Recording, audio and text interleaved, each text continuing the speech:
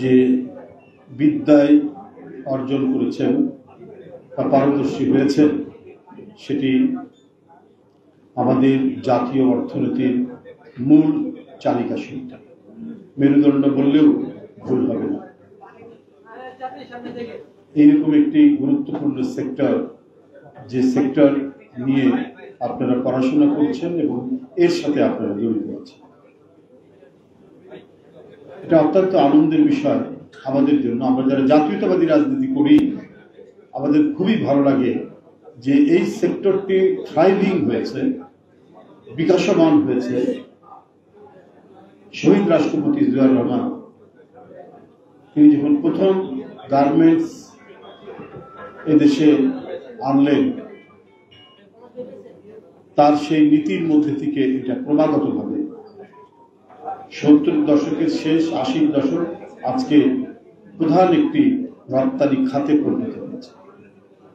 অর্থাৎ মানুষের যেখানে কল্যাণ, জাতীয় অর্থনীতির যেখানে বিকাশ, সেই জায়গাগুলো বিএনপি অ্যাড্রেস করেছে। ম্যানপাওয়ার, যে ম্যানপাওয়ার জনশক্তি রপ্তানির মধ্যে দিয়ে আমরা যে প্রচুর বৈদেশিক মুদ্রা অর্জন করতে পারি, এই যে কনসেপ্টটা, এই কনসেপ্টটা যিনি ধারণ করবেন তিনি একজন যেনতেন মানুষ নন। তিনি দেশ এবং জাতি নিয়ে যার অন্তরের মধ্যে প্রেম থাকবে তারাই এটা ধারণ করতে পারে। যদি টাকা অর্থবিত্তের চিন্তা করতেন শহীদ রাষ্ট্রপতি জিয়াউর রহমান, বিদেশে গিয়ে সুখে শান্তিতে থাকবেন এসব চিন্তা করতেন, তাহলে মেট্রো রেল, তাহলে আপনার ফ্লাইওভার, এই সমস্ত নানা কীর্তি কাহিনী তিনি আনতে পারতেন। কিন্তু না, ইন্ডিভিজুয়াল মানুষ, এদেশের দরিদ্র মানুষ, তার আগে একটা প্রবল দুর্ভিক্ষ হয়ে গেছে। মানুষ খাবার না পেয়ে আম গাছের পাতা, কাঁঠাল গাছের পাতা চিবিয়ে খেয়েছে।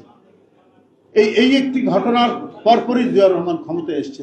তাই তার মাথার মধ্যে ছিল কোন কোন সেক্টরকে উন্নত করতে পারলে এদেশের মানুষের কর্মসংস্থান হবে, এদেশের মানুষ পায়ে দাঁড়াতে পারবে, ঠিক সেই সেক্টরগুলো তিনি চিহ্নিত করেছেন এবং সেটার উপর তিনি কাজ করেছেন। সেটার উপর কাজ করে সেটার সমৃদ্ধি, শ্রীবৃদ্ধি তিনি ঘটিয়েছেন।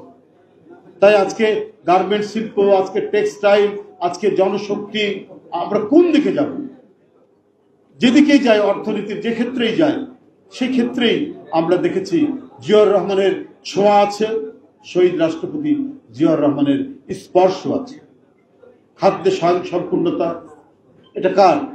এই দেশ টিকবে কি টিকবে না? আমরাও তো তখন স্কুলে পড়ি, ক্লাস 10-এর ছাত্র, ম্যাট্রিক পরীক্ষা দেব। আমরা দুর্ভিক্ষের যে ভয়াবহতা দেখেছি, বিশেষ করে উত্তরাঞ্চলে যাদের বাড়ি রংপুর, দিনাজপুর, কুড়িগ্রাম, লালমনিরহাট, তারা আমরা দেখেছি। এবং আমরা তখন ভাবতে পারিনি যে এই দেশটা আসলে টিকবে কি টিকবে না, কিভাবে এই দেশটা নিজের পায়ে দাঁড়াবে।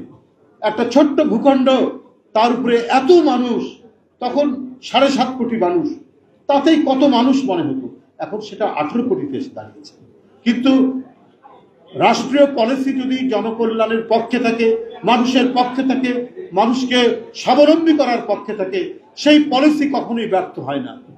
যত মানুষই পারুক, সেই মানুষকে স্বাবলম্বী হওয়ার যদি পলিসি যদি নির্ধারণ করে রাষ্ট্র, তাহলে সেই দেশ কখনো অন্ধকারের অতল গহ্বরে আপনার পতিত হবে না। যাই হোক, সময় আর নেই। আজকে আমি টেক্সটাইল ইঞ্জিনিয়ারিং ডিভিশনের যারা কর্মকর্তারা রয়েছেন, সেলিম ভাই সহ, যেভাবে আমাকে এখানে আমন্ত্রণ জানিয়েছেন, আমি অত্যন্ত কৃতজ্ঞ তাদের কাছে। এই সমস্ত গুণী ব্যক্তিরা, আজ তাদের মাঝে আমরা আজকে ইফতার করব, এইটা আমাকে সত্যি অত্যন্ত আনন্দিত করছে। আমি সকলকে ধন্যবাদ জানাচ্ছি। তারা উত্তরোত্তর এই সংগঠনটি আরো বড় করবেন এবং আগামীতে বিএনপি যদি ক্ষমতায় আসে, সেই এই টেক্সটাইল সেক্টরটি আরো প্রসারিত করার জন্য, এখানে যাতে অনেক বেশি ছেলেমেয়েরা লেখাপড়া করতে পারে, তার জন্য কি করা যায়, এই জন্য তাদেরকেও আমি অনুরোধ করব তারা একটা পলিসি নির্ধারণ করবে যে আরো টেক্সটাইল কলেজ, আরো টেক্সটাইল ইউনিভার্সিটি এবং আপনার স্কুল লেভেল, কলেজ লেভেলেও যাতে টেক্সটাইল ইঞ্জিনিয়ারিং এর কোনো একটা সহজ পাঠ তাদের সিলেবাসের মধ্যে রাখা যায়, এই ব্যবস্থা যাতে করা যায়, এই নিয়েও তারা ভাববেন। এই বলে আমার বক্তব্য শেষ করছি। ধন্যবাদ।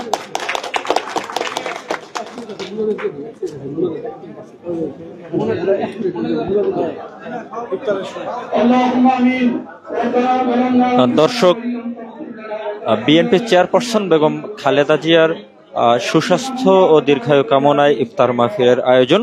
এটি রাজধানীর ইঞ্জিনিয়ার্স ইনস্টিটিউশনে এই মুহূর্তে অনুষ্ঠিত হচ্ছে এবং এখানে প্রধান অতিথি হিসেবে উপস্থিত রয়েছেন বাংলাদেশ জাতীয়তাবাদী দল বিএনপির সিনিয়র যুগ্ম মহাসচিব জনাব রুহুল কবির রিজভী এবং এছাড়াও বিএনপি সহ বিভিন্ন পর্যায়ের নেতাকর্মীরা কিন্তু এখানে উপস্থিত রয়েছেন।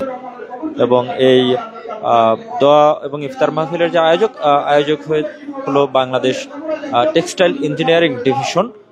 এই ইঞ্জিনিয়ারিং ডিভিশনের উদ্যোগে কিন্তু আজকের এই দোয়া এবং ইফতার মাহফিল অনুষ্ঠিত হচ্ছে এবং এখানে সিনিয়র যুগ্ম মহাসচিব অ্যাডভোকেট রুহুল কবির রিজভী সহ বিএনপি এবং বিএনপির অঙ্গ সংগঠনের বিভিন্ন পর্যায়ের নেতৃবর্গ কিন্তু এখানে উপস্থিত রয়েছেন।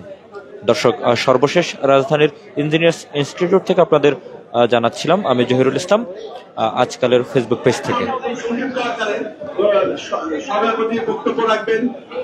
জাতীয়তাবাদী টেক্সটাইল ইঞ্জিনিয়ার ফোরামের প্রতিষ্ঠাতা সভাপতি, টেক্সটাইল ইঞ্জিনিয়ারিং ডিপার্টমেন্টের চেয়ারম্যান ইঞ্জিনিয়ার মহিউদ্দিন আহমেদ সেলিম।